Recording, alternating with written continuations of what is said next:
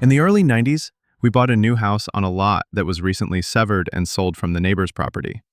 It was a Lach corner lot, divided into two parcels.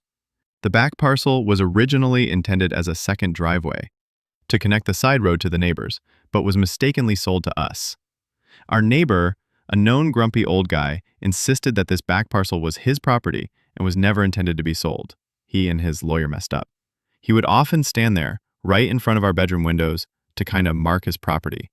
Trying to have a reasonable conversation with him was impossible. I repeatedly told him that I had the deed and that the property line wasn't going to change. His wife was rarely seen as she had limited mobility and spent most of her time watching TV connected to a C-band satellite dish. At the time, I was working in wireless and had access to test equipment.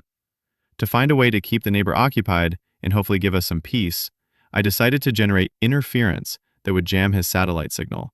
I set it up on a timer so their signal would cut out 10 minutes before the hour and come back 10 minutes after, meaning they would consistently miss the beginnings and ends of their TV programs.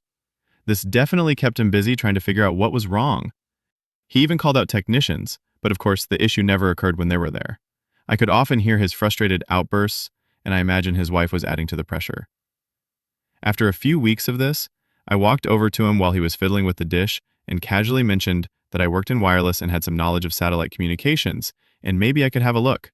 He was immediately interested, so I climbed up the ladder, pretended to adjust something, gave him some technical-sounding nonsense about what I had found, and then told him it was fixed.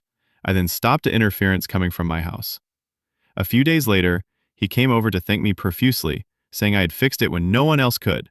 From that day forward, he was the friendliest neighbor and never mentioned the contested piece of land again.